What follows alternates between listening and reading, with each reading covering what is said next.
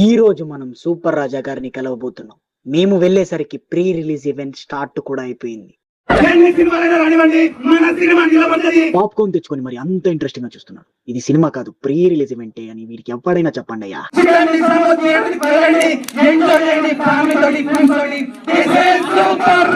Speech అయితే అదిరిపోయింది. తర్వాత లైవ్ పర్ఫార్మెన్స్ కూడా చేశారు.